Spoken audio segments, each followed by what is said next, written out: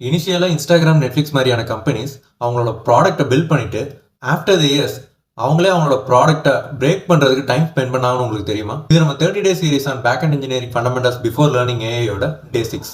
இன்னைக்கு நம்ம என்ன பார்க்க போறோம்னா மோனோலித்திக் அண்ட் மைக்ரோ சர்வீஸ் ஆர்கிடெக்சர்னா என்னன்னு தான்.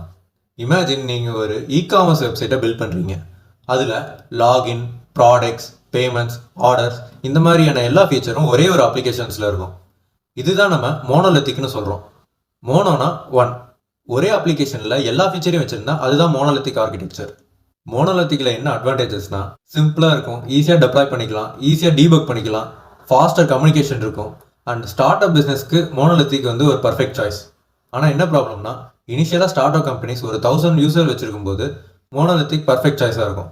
அதே அந்த ப்ராடக்ட் மில்லியன்ஸ் ஆஃப் யூசர்ஸ்க்கு க்ரோ ஆகிறப்போ என்ன இஷ்யூன்னா ஒரு ஃபீச்சரில் இருக்க ஒரு சின்ன பக் என்டையர் அப்ளிகேஷனுமே அஃபெக்ட் பண்ணும்.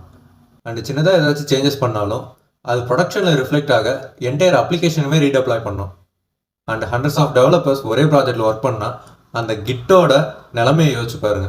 இதை ஃபிக்ஸ் பண்ணுறதுக்கு தான் மைக்ரோ சர்வீஸ் யூஸ் பண்ணுறோம்.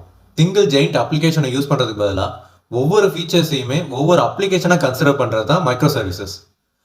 ஃபார் எக்ஸாம்பிள், இன்ஸ்டாகிராமில் login, video editor, Meta ads, messenger இந்த மாதிரியான ஒவ்வொரு ஃபீச்சரையுமே ஒவ்வொரு அப்ளிகேஷனாக கன்சிடர் பண்ணி ஒவ்வொரு அப்ளிகேஷனுமே தனித்தனியாக டெப்ளாய் பண்ணி ஒவ்வொரு அப்ளிகேஷனுக்கும் தனித்தனியாக டேட்டா பேஸை மெயின்டைன் பண்ணால் அதுக்கு பேர் தான் மைக்ரோ சர்வீசஸ்.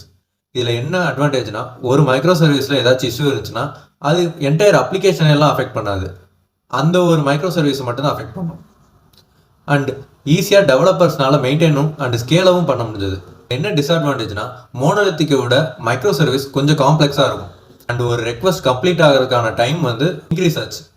ஒரு ரெஸ்பான்ஸ்க்காக மல்டிபிள் மைக்ரோ சர்வீஸை இன்டர்னலாக கால் பண்ணும்ல, ஸோ டைம் இன்க்ரீஸ் ஆகும். டீபக்கிங்குமே கொஞ்சம் காம்ப்ளெக்ஸ் ஆச்சு. மோனோலித்திக் அண்ட் மைக்ரோ சர்வீஸ் ஒவ்வொருத்துக்குமே ஒவ்வொரு யூஸ் கேஸ் இருக்குது. அதை தெரிஞ்சுக்கிட்டு உங்களோட ப்ராடக்ட்டுக்கு எது சூட் ஆகும் அப்படிங்கிறத இம்ப்ளிமெண்ட் பண்ணுங்கள்.